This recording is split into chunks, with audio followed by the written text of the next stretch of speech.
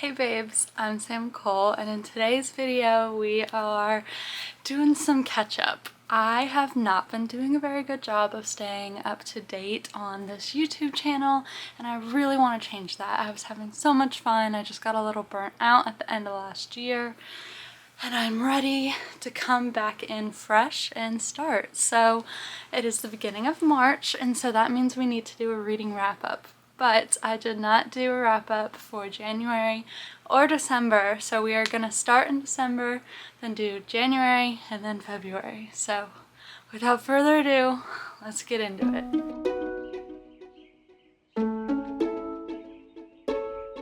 So the first book that I read in December was Caraval by Stephanie Garber.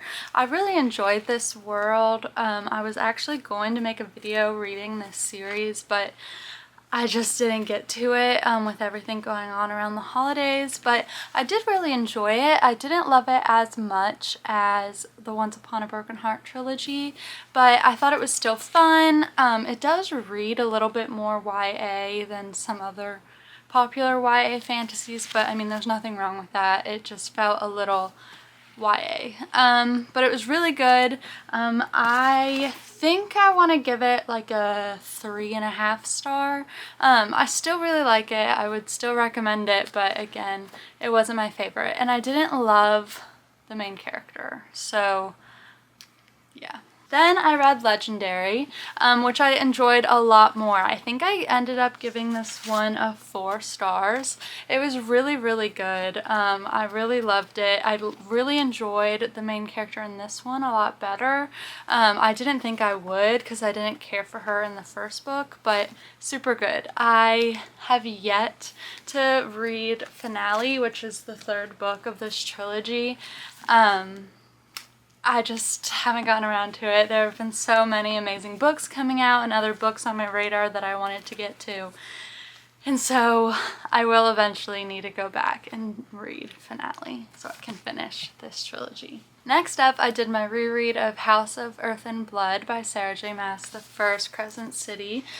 I loved it, obviously. I was doing my reread and I was gonna do a full annotation, and I did end up annotating it on my Kindle, but I haven't gone back and put them in my physical copy, and I don't know if I will or if I'll just wait until my next read, but I was doing some pretty major annotating, so I love it. I was super excited to finally read this series after reading the rest of the Sarah J. Maas universe, so that was a lot of fun, especially since I had started my Sarah J. Maas journey with Crescent City, so there were a lot of like similarities and illusions that I didn't get the first time. So super good. Highly recommend if you haven't read this series already. Then I read for the first time Divine Rivals by Rebecca Ross. I absolutely loved this read. I annotated the heck out of it. It was so good, so magical, so lyrical. I mean, I love Rebecca Ross's writing. I love the elements of cadence duology with A River Enchanted and A Fire Endless.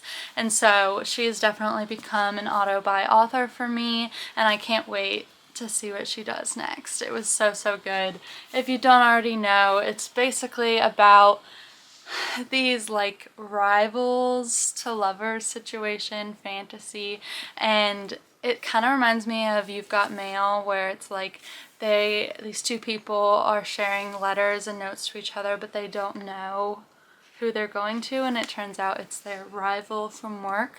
And yeah, it's super good. I loved it and I just ate it up. It was so good and a really fun magical twist on that idea of like You've Got Mail basically. So yeah, 5 stars. Then I immediately jumped into Ruthless Vows.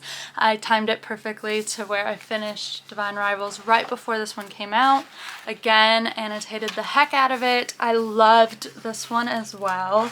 Yeah, I mean, if I had to pick, I probably preferred the first one slightly more just because it was a little bit simpler, which I think just comes from being the first of a fantasy book series duology, but it was so good. I think that everything from the first one that I loved was included in this one. It really like well-rounded everything and made me really satisfied with this conclusion. So it was really good and I highly recommend this duology. 5 stars. Next up, I read my favorite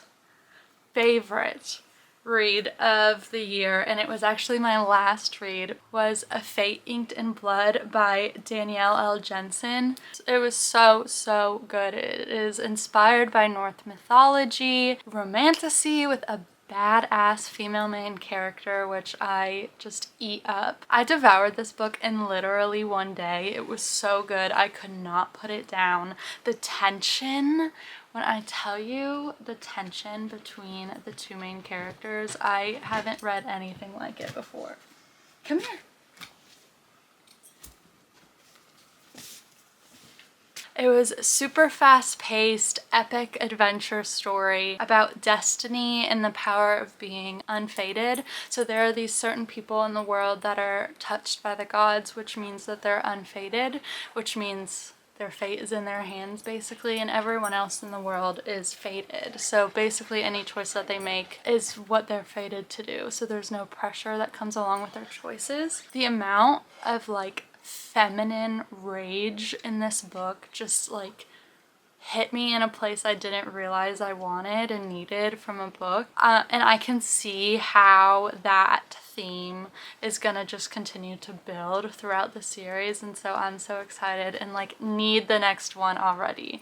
I think truly going into this story without knowing too much more about the plot is the best, because that's what I did, and I was just so pleasantly surprised my whole way through. I think knowing that it's just badass main character, Norse mythology inspired is really all you need to know. So yeah, it was so amazing. It just came out, it's available now, and so I definitely want to get my hands on the physical copy and do a reread as soon as possible, because this is really truly one of my favorite fantasies of all time.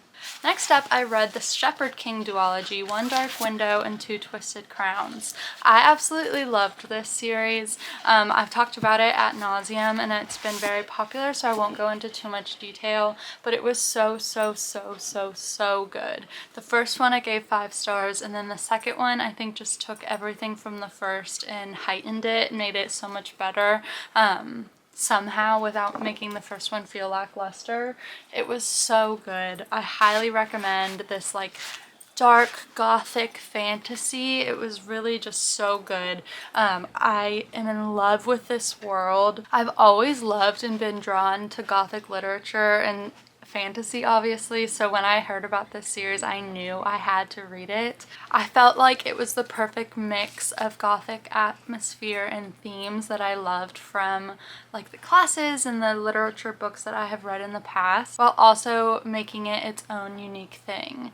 The magic system was unlike anything I've really experienced before, and the overall vibe of the world and the story was just top tier, really just so good. And the love story is just so compelling and really makes you like you're like fighting for them alongside. So yeah, really good. Highly recommend. Please do get your hands on this if you haven't already and tell me all about it, because I'm obsessed. Next up, I finished my House of Sky and Breath reread and then read House of Flame and Shadow, which was a huge anticipated release for me, obviously for the whole world. I did end up actually annotating my copy of Sky and Breath, which there's a lot going on. But I know that House of Flame and Shadow has been a bit controversial with just like people's ratings, whether or not they liked it. I loved it. I love Crescent City, the whole series. It has a really special place in my heart. It's where I was introduced to Sarah J. Maas, as I've said before, and so I was used to that intense world building from the start versus like starting with ACOTAR or Throne of Glass, which star a tamer. And so I loved that part of it. I loved the like modern mix of fantasy in this, and I won't spoil or say anything, but I loved how this connected. I loved where we went, what we did. All of it was just top tier. So I really loved it. It's hard for me to rate series individually, like books in a series individually. And so like if I had to pick, like I said earlier with Divine Rivals, I probably prefer one of the first two more just because it's a little bit simpler, not as much going on, but I wouldn't trade this for the world, and I think that what needed to be done was done in this one, and I can't wait to see how we progress and move forward from here. Almost done. Now we are officially in February. House of Flame and Shadow was my first read of February. Then I read a little palette cleanser, The Butcher and the Blackbird by Brienne Weaver. This is available on Kindle Unlimited, and I highly, highly recommend it. It was so good. I was not expecting to love this as much as I did. Definitely check trigger warnings, but don't take too much stock into the trigger warnings, because I feel like definitely look at them, definitely take care of yourself, but I think that all of the triggering topics mentioned in this book were done kind of at arm's length. I don't know how to explain it. It's like we didn't spend too much time on them, and so they didn't feel overwhelming. It is gory, it is pretty gross, so but I think if you've watched like The Walking Dead or Game of Thrones, that sort of thing, I think you'll be fine. But it's essentially a love story between these two serial killers that only kill other serial killers. And I think that is just amazing. And I need more of this. I need Leather and Lark, which is the next book of this interconnected standalones, I think. And so yeah, I absolutely loved it. I don't know what to do with this void in me now after reading this, but yeah. Next up, we have my first DNF of the year, and it's actually it's a major bummer because it was for a in-person book club that I'm a part of in my area, and that was The Good Part by Sophie Cousins. I won't go too deep into it because a lot of people in my book club really liked it. Some people medium liked it, and then some people didn't like it like me, but I was the only one that DNF'd it, and it just wasn't for me. There was something about the writing and how some topics were explored that just didn't sit right with me, and I'm really trying to do better this year of DNFing books that I'm not enjoying, because there are so many books on my physical TBR that I want to get to that I just don't want to waste my time. Essentially, this is kind of like 17 again, 13 going on 30, that sort of storyline. We follow Lucy Young, and she's basically like in her 20s. She's going through like living in a shitty apartment, going on bad dates, like all of this stuff, like not doing well in her job. And so one night, a drunken night, she walks up to this like wishing machine basically, and wishes that she could just skip to the good part of her life, and she wakes up the next morning like 20 years in the future. And yeah, I'm like I have a really weird relationship with like modern references in books, and not in the way that like Crescent City does it, where they have phones and all this stuff and that's just like part of their world and we just accept it. I really hate when, especially since she did a time jump, she was commenting on all the things that changed, and that just like really threw me for a loop and took me out of my immersion. So yeah, I ended up DNFing it, so obviously I didn't read it, and yeah. But from there, I started my Magnolia Parks journey. I plan on doing a full reading vlog of this entire series.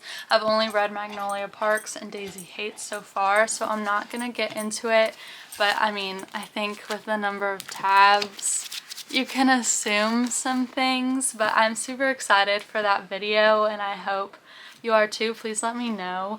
I'm trying to keep it as spoiler free as as possible. I'm trying to keep it as spoiler free as possible, but there are some times that I give like my opinions on some of the characters or what's happening, so mild spoilers but nothing like revolutionary. But yeah, those are all the books that I read in December, January, and February, and I'm so excited to finally get back on track and hopefully go back to doing these monthly. But yeah, be on the lookout for my March reading radar video / TBR, and then that Magnolia Parks Universe reading vlog. I'm so excited, I can't wait. But I hopefully will catch you all in the next one. Be sure to like, comment, subscribe, all that fun YouTube stuff, and yeah, I love ya. Bye.